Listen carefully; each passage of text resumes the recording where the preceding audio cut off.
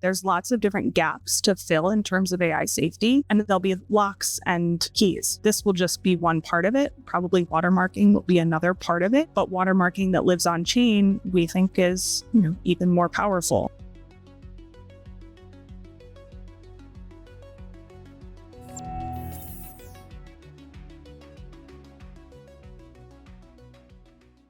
Hi, and welcome to another episode of Beyond the Byte. My name is Mo Hafez, and today I'm sitting down with Laura Fredericks. She is the Chief Growth Officer at Vanadium, and we've just met here actually at the AI Plus Expo in Washington, D.C., Walter E. Washington Convention Center, for a very defense-heavy, I would say, AI Expo, and but it's a wonderful opportunity. Welcome to the show, Laura. It's great to have you on. Thank you. It's great to be here. Well, so tell me, let's go ahead and get started by talking about what are you guys doing at the AI Plus Expo? Why this expo to come and network and meet? What is it about this one that has been beneficial for you? I think this one has really some great energy and some really interesting conversations around AI.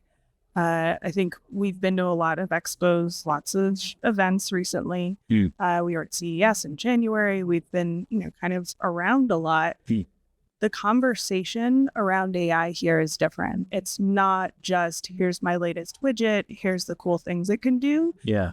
There have been deeper conversations about the safety of AI, about how we govern AI, about what we're doing with it on a macro level as kind of the world. Yeah. And the US, right? And how we're thinking about it strategically, how we're thinking about it in terms of sovereign AI. Yeah. Some of those strategic conversations have been really interesting. I think that we have a lot of thoughts as Vanadium in that area. And then I have a lot of thoughts in that area as well in terms of kind of maybe the things we should or shouldn't be doing with AI. So. And we'll dive into that in a little bit, actually. One of the things, this expo is run by the Special Competitive Studies Project, and they're very much, I think they stand at the crossroads of policy and application, right? And there's a lot of excitement here. We got robots, you've got from Boston Dynamics, and you've got Palantir, and then you've got, actually, like you mentioned, it's also on the other side of it, it's talking about governance and ethics and how are we going to do this? I think in order to make, AI truly a national initiative, if we want to do it right, we need to bring in all the stakeholders. And I think that's what this foundation is doing, and this expo, which is free to attend. Today, actually, I saw a lot of kids that were coming in to see the robots and stuff. It's this idea of making this become part of the national conversation. And I think that this expo does a great job of that, and also kind of asking all the right questions. So now tell me a little bit about you and what you're doing here with Vanadium. Yeah, so we are essentially an agentic AI company that is enabled by blockchain. So we're a couple different things mashed together to make what we hope is a useful technology for a lot of the companies in the room. We consider ourselves to be frictionless middleware. So we sit underneath existing systems, we make them work better, we make the data that they're sharing be accessible to different people.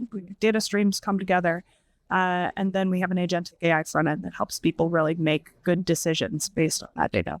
Now, you do this for individual companies. Mm-hmm.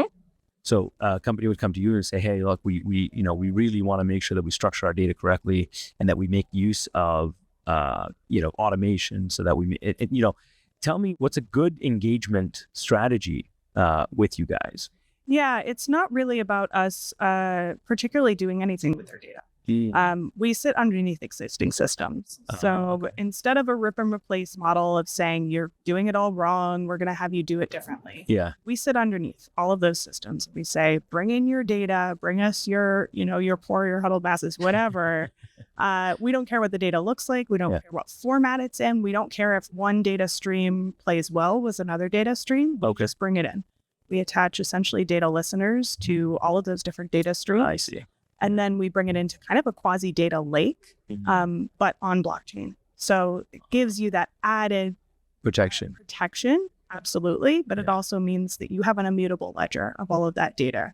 You're able to say forever and ever what happened to that data, who viewed it, who accessed it, what happened to it along the way. So if there's any kind of chain of custody in the business, it means that you know what actually happened along the way. And then for the AI, it means you know where its answers came from. And that's where the blockchain comes in. Absolutely. So you guys have this concept where because of the way blockchain works, you're saying it's great for data integrity. Yeah. So you're building it in. And that's a very interesting, use case here and it's a nice marriage of AI and blockchain. Because in many cases, we talk about how the problem with AI in the future is that it's generative AI is going to flood the internet with a lot of data that may not be useful. Some might be outright useless and some just completely wrong. And so we worry about the future, right? Like I've actually heard this said, the internet is dead, right? Because now with VO and all these videos and deep fakes and stuff, it's like, okay, how can you trust it? Yeah. And so now you guys, your answer seems to kind of, blockchain is part of the answer for you guys. It's how do we prevent all of this, this data? How do we make sure that it's useful? You're going to employ a kind of a signature on it with blockchain and carry it all the way through and ensure that it's protected that way. Yeah. So it kind of counters AI's problem. Yeah, absolutely. And it won't be the only solution. We're part of a solution, right? There's lots of different gaps to fill in terms of AI safety. Yeah. And there'll be locks and keys, right? And this will just be one part of it. Probably watermarking will be another part of it. Mm-hmm. But watermarking that lives on chain, we think is even more powerful. We think that AI without blockchain might not make as much sense. Yeah. And blockchain without AI also doesn't make as much sense. We use AI 4 different ways throughout our product, throughout the stack. Yeah. For consensus on the actual chain, and then the agentic AI. And, there's a bunch of different ways that they're kind of working together. Yeah. And I'm surprised because now that you hear it, and this is one of those things where when you hear it, you go, it makes perfect sense. But I have not seen or heard of a lot of companies that are implementing blockchain with AI. And maybe that's just, you guys, I'm sure you have competitors in the space, but you have your own, kind of unique secret sauce. You're putting this together for your customers. You are the facilitators, implementers of it. Sure. And I think the other thing there is that people still hear blockchain and think crypto. Right. They're still a little bit stuck in that area. I was formerly in crypto myself, very familiar with that area. Yeah. That is a use case for blockchain. It's not the only way that you would use blockchain. So even getting people over that idea of being related to cryptocurrency or anything like that, I think that's our first hurdle. And then the second one is, as opposed to other competitors, it's like the status quo. It's like, okay, well, here's what we're doing right now. So you have a phenomenal solution, and it's on the edge of innovation. You're using 2 very innovative, tech stacks there, but so now when it comes to getting to the customers, right? I say where the rubber hits the road. This, I imagine, is the challenge, and I imagine that challenge is exacerbated by the fact that your customers have to know not just about these technologies and how they work, but it's how it's actually going to be actionable for them and how it's going to actually help them with their data and their usage of AI. Yeah. So tell me a little bit about how you guys are going about that challenge. Yeah, it's an interesting one. We actually don't say the words blockchain or DLT, distributed ledger technology, very often. Yeah. We try to keep that for later conversations if they really want to know how things are working.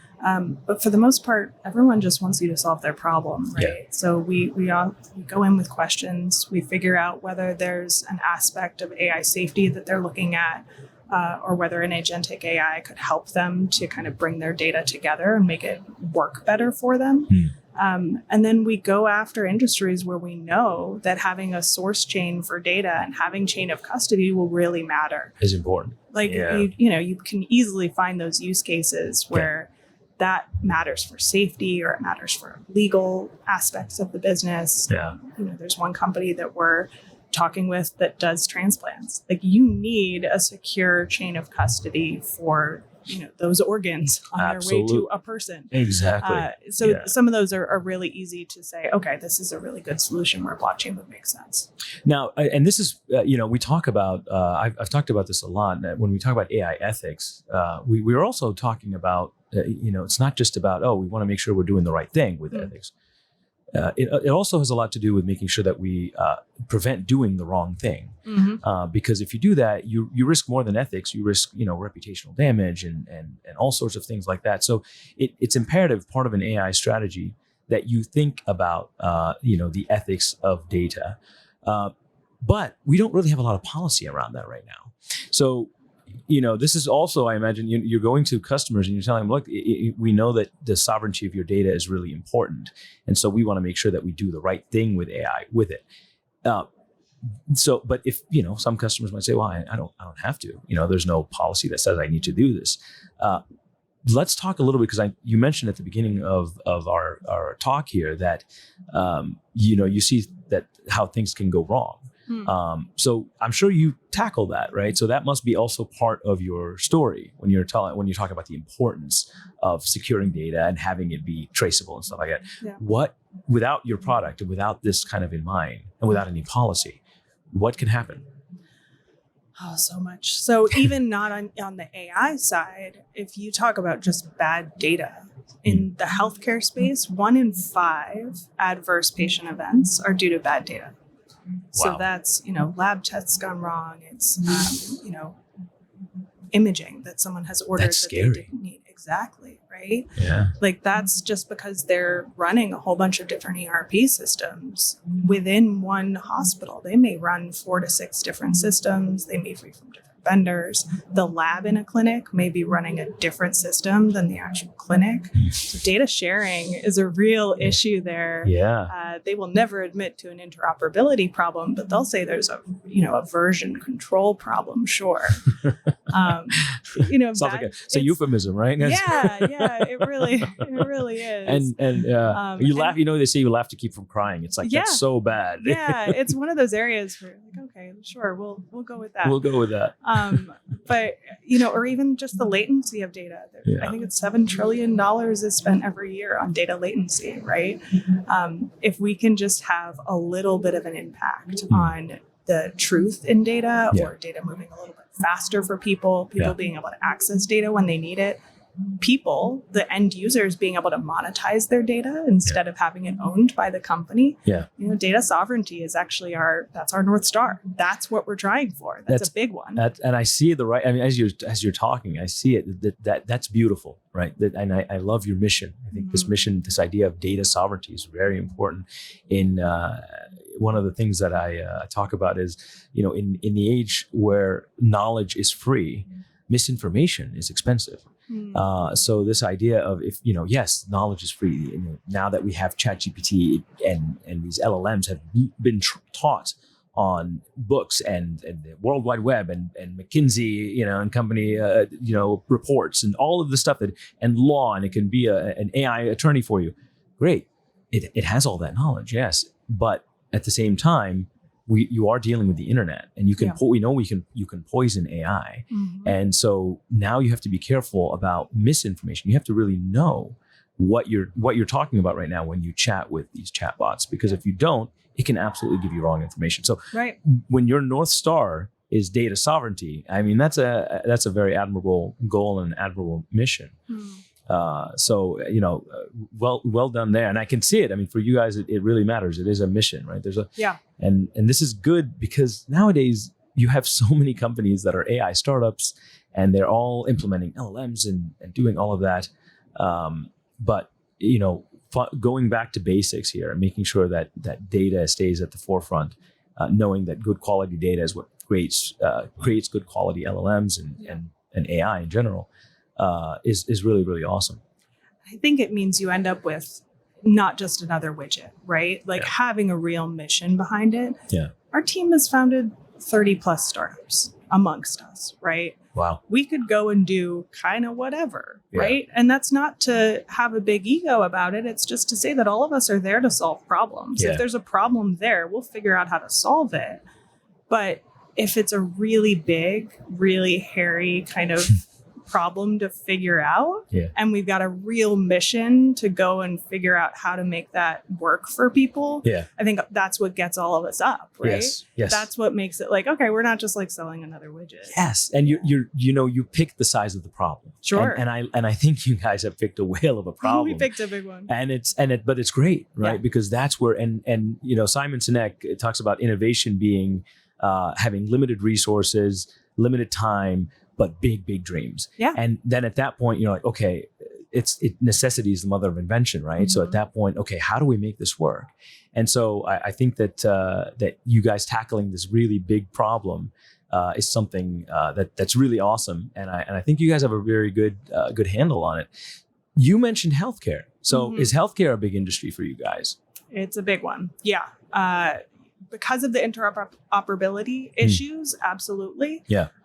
But also because of the ability to have a real impact on people's lives. I think long term, if we're able to get people's healthcare information into their own hands, that's huge, right? Wow. Like I move around the world every few years just because of our personal situation, and we have to take with us a giant paper file of all of us and the kids everywhere we go. It takes up a carry-on suitcase. You're not going to put it in your check luggage because it's all of your medical information, right? So we take our own carry-on of one of our carry-ons that were allotted when we go through this move each time is just paper medical records because the particular government that is trying to deal with this, we're State Department family, is trying to figure out how to actually make medical records accessible. That's so antiquated, right? When you think about it in the age of,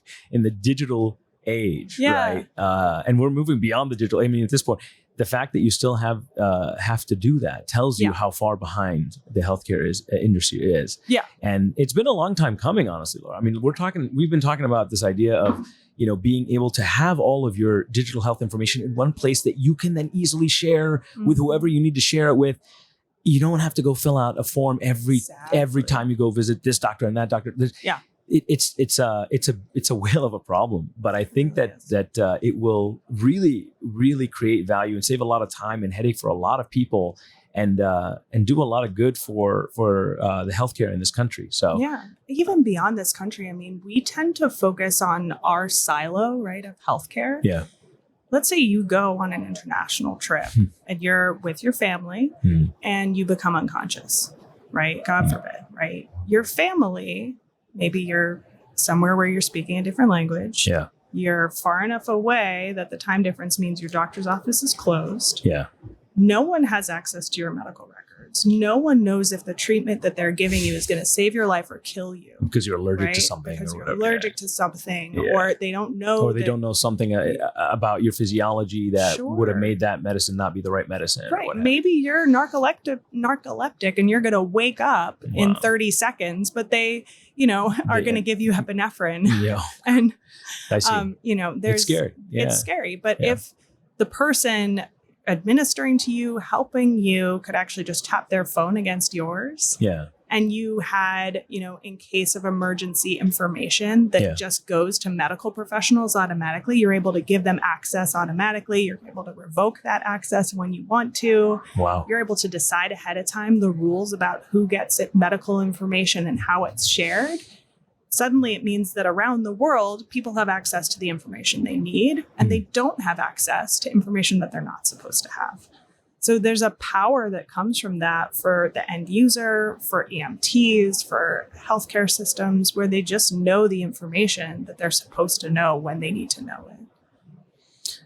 That's amazing. I mean, it's a beautiful mission, and the way you talk about it, it's like we need to have that now. Yeah. And it's because when you think about where we're at, we are not there at all. But it can be this beautiful dream that can make healthcare that easy and also make us safer. I mean, at the end of the day, it sounds like, the solution you guys have, the fact that it can tackle that big of a problem and make it a reality is very, very exciting. So Vannadium is your company, and you guys have been working on this. And I want to ask, actually, just in closing here, so you said that you've been in this space for a while, and but this feels like you're going after this really big mission, right? It doesn't sound like you're building this just because you wanted to have an AI company that does well. It seems like a very it's not profit driven. It's like you actually have this beautiful future that you want to usher in with technology. Yeah. Is there a personal story that comes with that? Is there a reason that you care so much about data sovereignty in the North Star, even from a healthcare perspective or in general? I think for me personally, and Rick, our founder, would have a different thought on this, right? So I came to the company about 3 years in. I've only been with them for about 6 months, but I founded 4 startups myself, and then became a head of marketing and a head of growth for different startups, a fractional. I've always been driven by the success of others, building enabling technologies that make people able to do whatever they need to do, right? It's not about giving people the answer or the tool and saying, okay, you're done. It's really about saying, okay, you want big things for yourself. Let me give you the tools to go and make big things for yourself. Because I truly believe that anyone in the world can make big things for themselves, right? I have a silly phrase on my notebook that I look at every morning. I've actually put new paper in this notebook multiple times. And it says, remember, ideas become things. And that's like, of course, it's a simple idea, but if you just remember that like your ideas can actually turn into something huge, that's a big thing to remember. That's what brings me into it, is this idea can become a thing, can become a force, can become a movement as it grows. Like if we actually want to enable people being able to tap their phones against someone else and have their healthcare information, that actually means we need to be worldwide. That means that we need to be well known enough that someone knows to tap their phone against someone else. That's a marketing mission. It's a brand thing. It's a growth thing, right? Yeah. But it's also just that we need to be big enough for that to be true. And so I think we have to kind of have these big, crazy dreams for our company in order to make the real mission, 5-10 years down the line possible. Yeah. Well, you have a crazy dream, and it's a crazy time to be pursuing this dream, but it's a great time. I mean, the time is now, especially as we see generative AI take off in all of the beautiful and creative ways that it does. But we, those of us that are thinking ahead and are putting on our future hats are realizing that data sovereignty is really going to be the key here for authenticity and for ensuring that what we're seeing, what the sources are coming from, those sources of truth are verified, and that there's accountability for that verification. So, and it's a really big problem, Laura, but you guys are doing such a great job at Vannadium. It's been a pleasure to have you on the show and to talk AI and blockchain with you and what you guys are doing. Thank you so much for joining. Thank you. It's been a ton of fun. Thanks. And for the listeners, thank you so much for joining us. We did not have a video, channel this time, video, but it's in podcast format. But check out Beyond the Byte on our YouTube channel. We're also on Spotify and on Apple and all of the other streaming platforms. Thank you very much.